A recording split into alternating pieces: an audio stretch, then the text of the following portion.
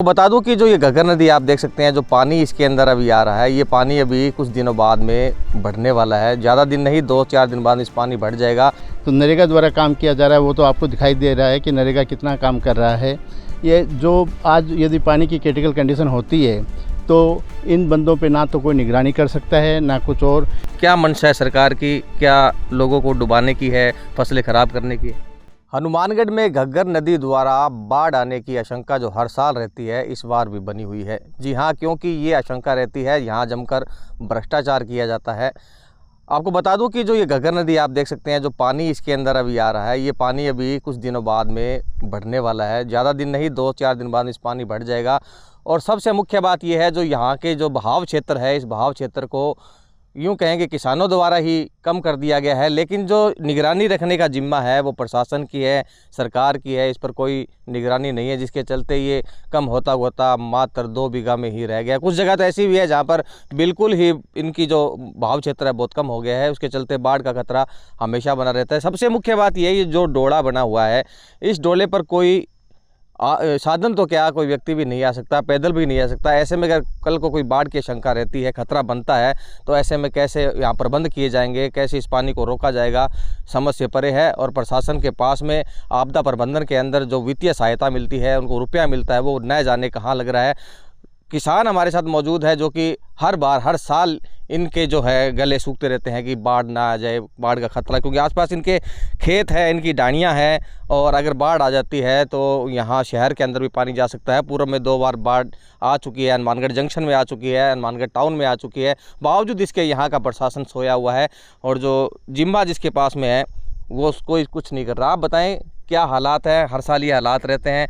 यहाँ supreme court ने भी आदेश दिए थे कि ये बहाव क्षेत्र को चौड़ा किया जाए, मगर बावजूद इसके कुछ नहीं किया जा रहा है। आप बताएं। यहाँ पर ये जो घग्गर का बहाव क्षेत्र है, कागजों के अंदर 6 बीघा है, परंतु प्रेजेंट में ये कई जगह तो आधे बीघे के अंदर से ही क्रॉस हो रही है।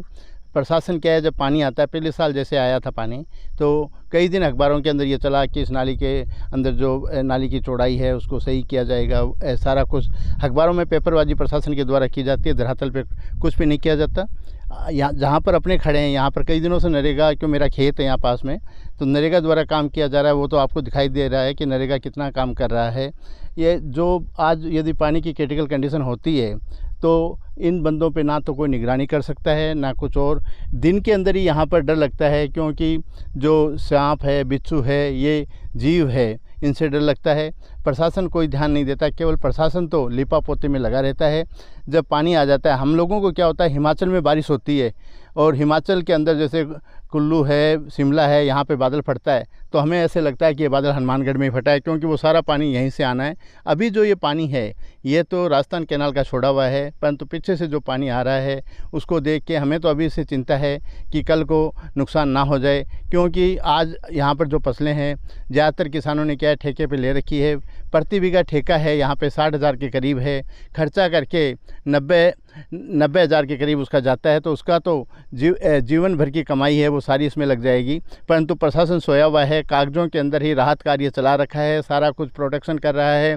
आप वहाँ पर सड़क के ऊपर देख सकते हो, कट्टे भर के नुमाइश लगाई हुई है कि भाई ये कट्टे भरे हुए हैं, यदि कल को कुछ होता है तो हम इन कट्टों से रोक लेंगे। जबकि उन कट्टों से कुछ नहीं होने वाला, वो तो ऊँट के मुँह में जीरे के समान है।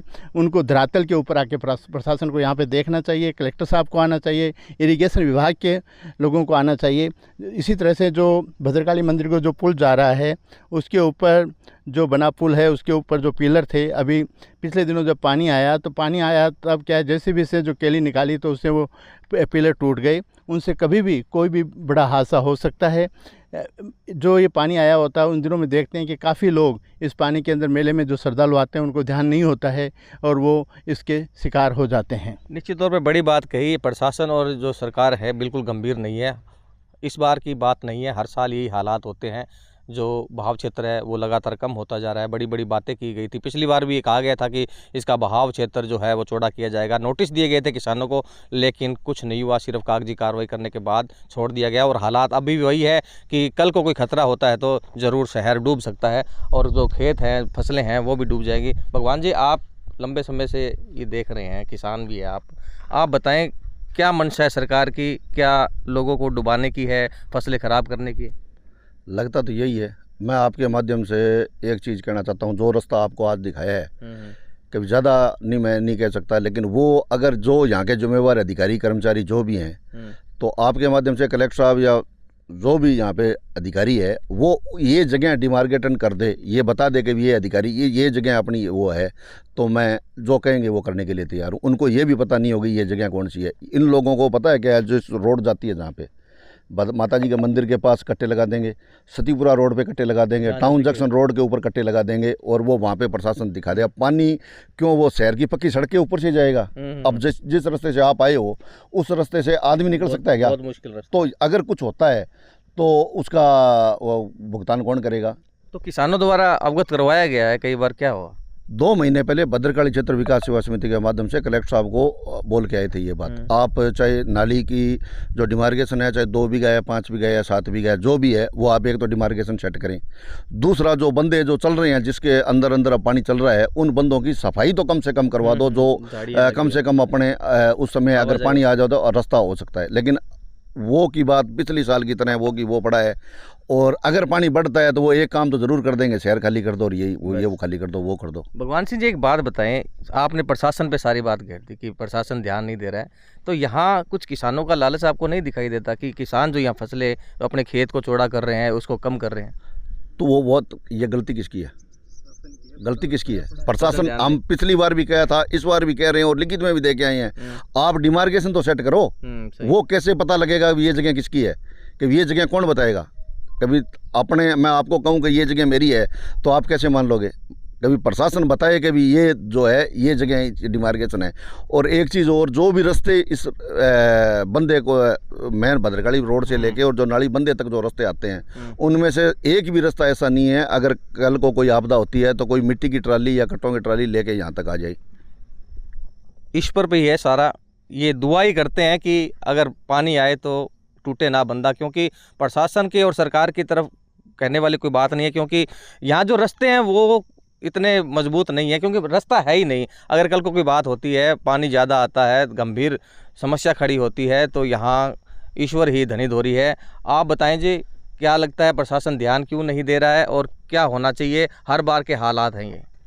देखिए सर, ये कोई नाली आज से तो चल नहीं रही है, बहुत पुरानी आ रही है। इतना एरिया ने नुकसान झेला है, दंश झेला है, फिर भी हर बार जो कुछ आता है उसको देखकर भी हमें और प्रशासन को सुध नहीं आती कि कम से कम इसका जो बहाव क्षेत्र है उसको चौड़ा करके मिट्टी बंदों के ऊपर पूरी डाली जाए, सदा के लिए खतरा कम हो जाए। अब जहाँ पर डोले बिल्कुल छोटे हैं वहाँ पर मिट्टी आएगी कैसे? हमारा तो ये कहना है प्रशासन से भी, कम से कम आप पहले नहीं आ सकते तो अब तो पानी आ गया है, पानी के टाइम तो आपको इसकी निगरानी करनी चाहिए। तो इसलिए प्रशासन जितना भी हो सके जल्दी से जल्दी इसको अपने संज्ञान में ले और उसका अपना सही करवाए बंदों को, और इनकी रखवाली जो कल को करनी है उसमें कोई दिक्कत ना आए। युवा किसान भी हमारे साथ मौजूद है। आपने काफ़ी मेहनत की पिछली बार जब खतरा बना था, तो क्या लग रहा है इस बार भी हाल वही है? लगता तो ऐसे ही है भाई, हालात पिछली साल की तरह ही है। अभी तो पानी कम है, अगर पानी बढ़ता है तो हालात वैसे ही हैं, क्योंकि बंदों पे आने जाने के लिए बिल्कुल भी रास्ता नहीं है। पैदल भी अगर इंसान आता है तो मान लो भी पैदल भी नहीं आ सकता है, बंदों के ऊपर खतरा बहुत ज़्यादा है। यानी कि अगर बारिश होती है, पीछे पानी ज़्यादा आता है, तो इन बंदों का कुछ नहीं कह सकते। प्रशासन तो बस बाद में यही कहेगा कि आप गांव खाली कर दो, आप शहर खाली करो, आप इन बंदों की निगरानी करो। तो कैसे करेंगे निगरानी? प्रशासन को इस चीज़ का भाई गौर करनी चाहिए प्रशासन को भी। ये जो बांध है, कम से कम इनकी सफाई तो, इन पे आने जाने के लिए रास्ता यानी बिल्कुल सही हो, तो मिट्टी का या कोई भी व्यवस्था अगर अपने करते हैं तो व्यवस्था हो जाए।